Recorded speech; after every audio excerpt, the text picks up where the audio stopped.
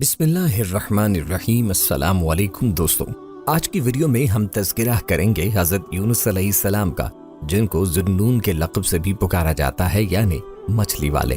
آپ علیہ السلام مچھلی کے پیٹ میں کیوں، کیسے گئے، کتنا عرصہ رہے، یہ مکمل واقعہ آج کی ویڈیو میں ہم بیان کریں گے، اور آپ علیہ السلام کی زندگی کے باقی حالات و واقعات کا تذکرہ بھی کریں گے۔ قصص الانبیاء کے سلسلے کی یہ بھی ایک اہم اور ایمان افروز ویڈیو ہے، لہٰذا ویڈیو کو بغیر اسکپ کیے آخر تک ضرور دیکھیے گا۔ دوستو، ویڈیو کا باقاعدہ آغاز کرنے سے پہلے آپ سے درخواست ہے کہ اگر آپ ہمارے چینل الخیر کی ویڈیو پہلی بار دیکھ رہے ہیں اور ابھی تک آپ نے ہمارا چینل سبسکرائب نہیں کیا تو ابھی ہمارا چینل سبسکرائب کریں اور ساتھ ہی لگے بیل کے بٹن کو بھی پریس کریں تاکہ آپ کو مستقبل میں ہماری اپلوڈ ہونے والی مزید ویڈیوز کا نوٹیفیکیشن ملتا رہے۔ پیارے دوستو، یاد رہے کہ حضرت یونس علیہ السلام دجلہ کے بائیں کنارے پہ آباد عراقی شہر موصل میں پیدا ہوئے۔ یاد رہے کہ آپ علیہ السلام حضرت ہود کی اولاد میں سے تھے۔ موصل کے مقابل نینوا شہر تھا جو اس زمانے میں اپنے عروج پہ تھا، اور وہاں قوم سمود آباد تھی۔ نینوا کی آبادی 1,00,000 سے زائد تھی، جیسا کہ قرآن پاک میں ہے، اور ان یعنی یونس کو 1,00,000 یا اس سے زیادہ لوگوں کی طرف پیغمبر بنا کے بھیجا۔ کہتے ہیں کہ حضرت یونس علیہ السلام کی عمر 28 سال تھی جب اللہ تعالیٰ نے انہیں اہل نینوا کی رشد و ہدایت پہ مامور فرمایا۔ مفسرین کے مطابق حضرت یونس علیہ السلام کا عہد 741 تا 781 قبل مسیح ہے۔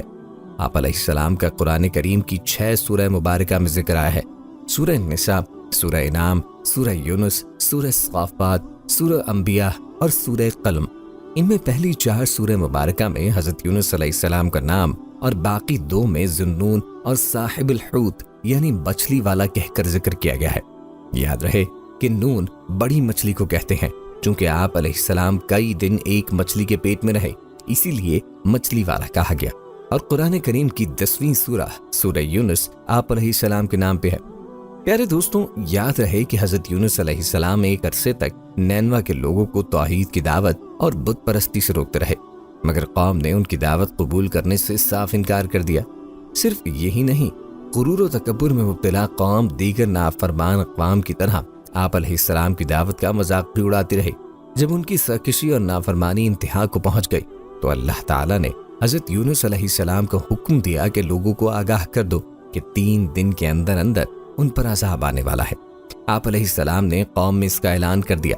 یہ سن کر قوم یونس نے آپس میں مشورہ کیا تو اس بات پر ان سب کا اتفاق ہوا کہ یونس علیہ السلام کو کبھی جھوٹ بولتے نہیں دیکھا گیا، لہٰذا ان کی بات نظر انداز نہیں کرنی چاہیے۔ مشورے میں یہ بھی طے ہوا کہ دیکھا جائے کہ اگر یونس علیہ السلام رات بستی کے اندر اپنے گھر میں مقیم رہتے ہیں تو سمجھ لو کہ کچھ نہیں ہوگا، اور اگر وہ یہاں سے کہیں اور چلے جاتے ہیں تو یقین کر لو کہ صبح عذاب ضرور آئے گا۔ قصہ مختصر: حضرت یونس علیہ السلام رات کو اس بستی سے نکل گئے۔ صبح ہوئی تو عذاب الہی ایک سیاہ دھوئیں اور بادل کی شکل میں بستی والوں کے سر پہ منڈلانے لگا۔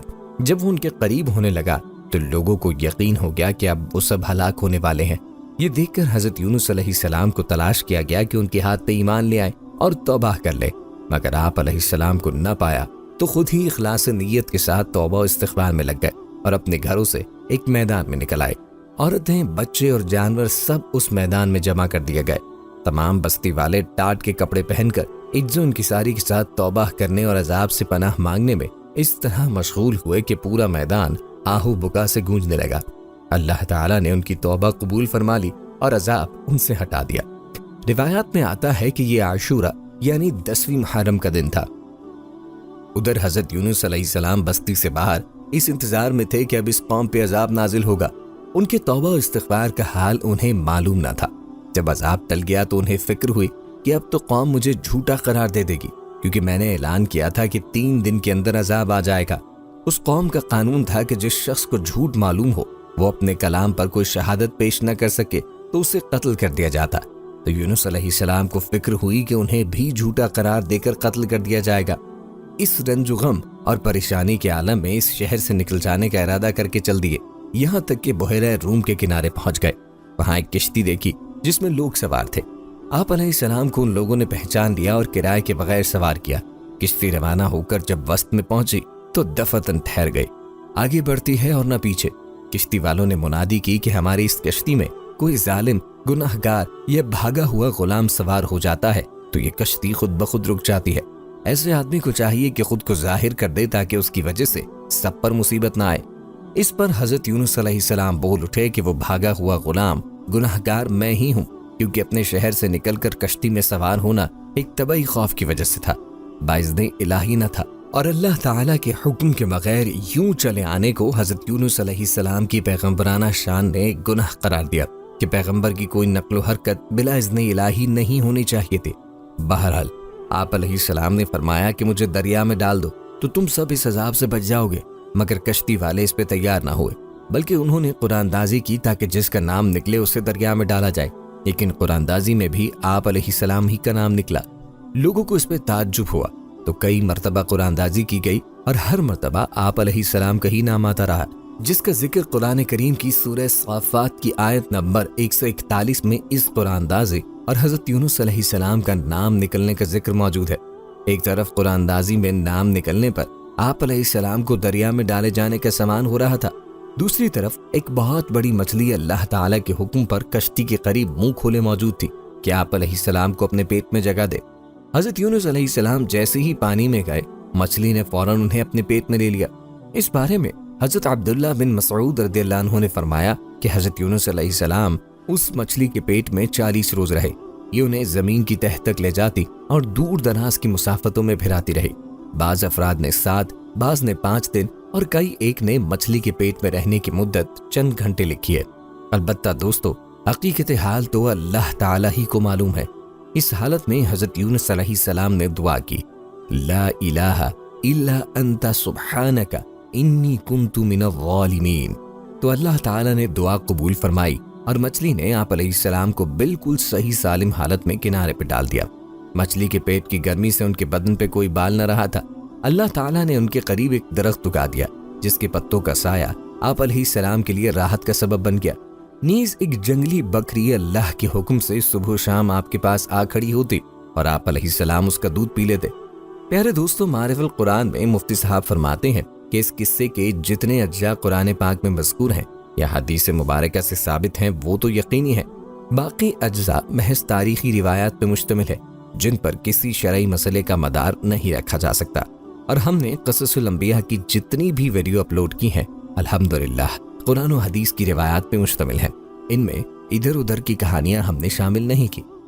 دوستوں، روایات میں سمندری جانوروں کی تسبیح کے حوالے سے حضرت ابو ہریرہ رضی اللہ عنہ سے منقول ہے کہ رسول کریم صلی اللہ علیہ وآلہ وسلم نے فرمایا، جب اللہ تعالیٰ نے حضرت یونس علیہ السلام کو مچھلی کے پیٹ میں قید کرنے کا ارادہ فرمایا تو مچھلی کو حکم دیا، ان کو لے لو لیکن ان کے گوشت پر تیرا تصرف نہیں، کیونکہ یہ تیری غذا نہیں ہے۔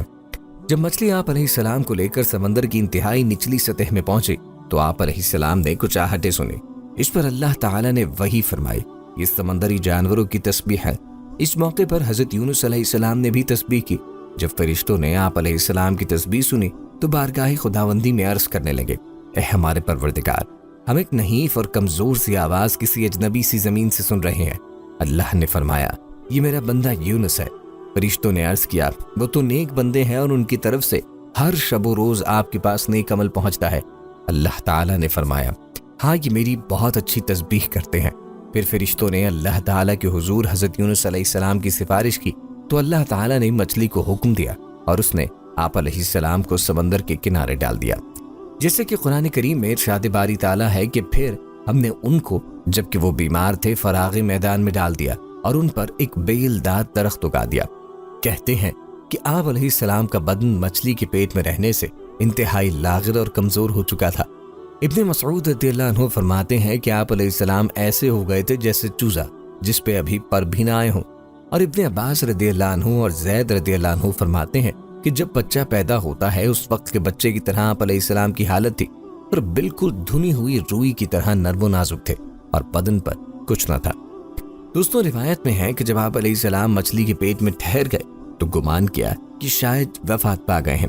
اس پر آپ علیہ السلام نے اپنے اعضاء کو جنبش دی تو ان میں حرکت ہوئی تو فوراً سجدہ ریز ہو گئے اور باہر گاہ رب العزت میں عرض کیا، اے پروردگار، میں تیرے لیے ایسی جگہ مسجد یعنی سجدہ گاہ بناتا ہوں جہاں کسی دوسرے نے تیری عبادت نہ کی ہوگی۔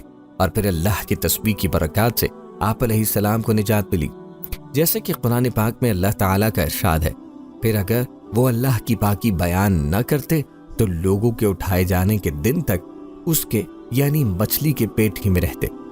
दोस्तों, तफसीर इब्न जरीर में हजरत सआद बिन मालिक रदियल्लाहु अन्हु से मरवी है कि उन्होंने नबी अकरम सल्लल्लाहु अलैहि वसल्लम को फरमाते सुना, अल्लाह को इस नाम से पुकारा जाए तो दुआ कबूल होती है और जो मांगा जाए अल्लाह अता फरमाते हैं, यानी हजरत यूनुस अलैहिस्सलाम की दुआ के साथ। रावी कहते हैं कि मैंने इस्तिफसार किया, या रसूल अल्लाह, यह हजरत यूनुस अलैहिस्सलाम की खास है या तमाम मुसलमानों के लिए? आप सल्लल्लाहु अलैहि वसल्लम ने फरमाया, यह हजरत यूनुस अलैहिस्सलाम के लिए खास है और मोमिनीन के लिए आम। जब भी वो उसके साथ दुआ करें, क्या तुमने अल्लाह के फरमान को नहीं सुना? फिर यूनुस अलैहिस्सलाम ने अपने रब को तारीकियों में पुकारा, ला इलाहा इल्ला अंता सुब्हानका इन्नी कुन्तु मिनज़ ज़ालिमीन। तेरे सिवा कोई माबूद नहीं, तू पाक है, बेशक मैं ही कसूरवार हूँ। तो हमने उसकी दुआ कबूल की और उसको गम से निजात दी, और हम मोमिनीन को इस तरह निजात देते हैं। हज़रत सअद रज़ियल्लाहु अन्हु से मरवी है कि रसूल अकरम सल्लल्लाहु अलैहि वसल्लम ने फरमाया, जिसने हज़रत यूनुस अलैहिस्सलाम की दुआ के साथ दुआ की, उसकी दुआ ज़रूर कबूल होगी। प्यारे दोस्तों, हज़रत यूनुस अलैहिस्सलाम की कौम के इस किस्से से ये बात मालूम होती है कि तौबा का दरवाज़ा बंद नहीं होता, और यही वजह है कि पिछली अक़वाम में कौम यूनुस अलैहिस्सलाम की मिसाल सबसे अजीब व मुनफरिद है कि जिसने अज़ाब के वक़ू होने से पहले ही सिद्क़े दिल के साथ आजिज़ी व आहुज़ारी करते हुए तौबा इस्तग़फ़ार किया, और अल्लाह ताला ने उस कौम से अपना अज़ाब हटा दिया। जबकि कौम नूह, कौम हूद, कौम सालेह और कौम लूत वगैरह अज़ाब से डराने और बार बार तंबीह के बावजूद शिर्क व कुफ्र पर ढिठाई से जमी रहीं और अज़ाब की बात को मजाक समझती रहीं। चुनाचे अज़ाब इलाही का शिकार होकर हमेशा के लिए नेस्त व नाबूद हो गईं। जैसा कि कुरान करीम में अल्लाह ताला इरशाद फरमाते हैं, बस कोई बस्ती ऐसी क्यों न हुई कि ईमान लाती तो इसका ईमान उसे नफा देता, सिवाय यूनुस अलैहिस्सलाम की कौम के। जब वो ईमान लाई तो हमने दुनियावी जिंदगी में उनसे रुसवाई का अज़ाब दूर कर दिया और एक मुद्दत तक उनको दुनियावी फायदे से बहरमंद रखा।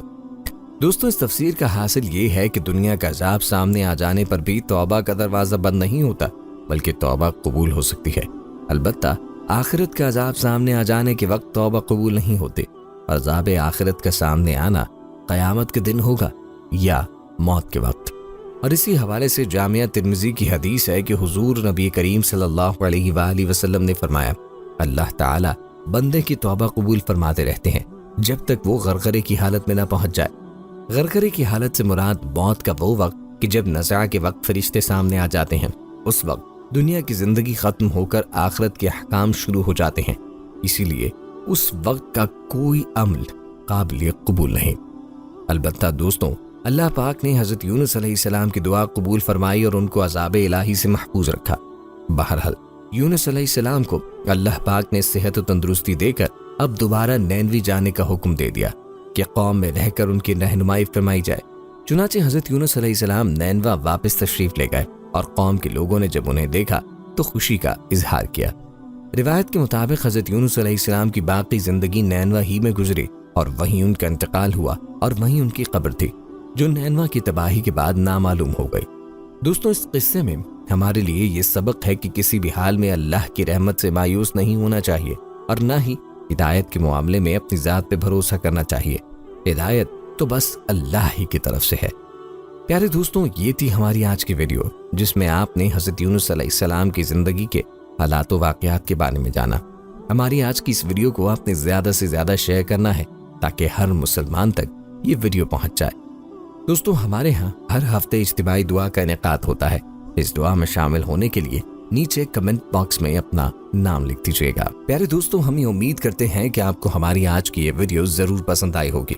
अगर आपको हमारी आज की ये वीडियो पसंद आई है तो सबसे पहले तो इसको लाइक करें और अपनी राय का इजहार कमेंट सेक्शन में लाजमी करें। आखिर में आपसे एक बार फिर दरखास्त है कि आप हमारे चैनल अल खैर को जरूर सब्सक्राइब कर लें और साथ ही लगे घंटी के बटन को भी क्लिक करें ताकि आपके पास हमारी आने वाली मजीद वीडियोस का नोटिफिकेशन बर वक्त मिलता रहे।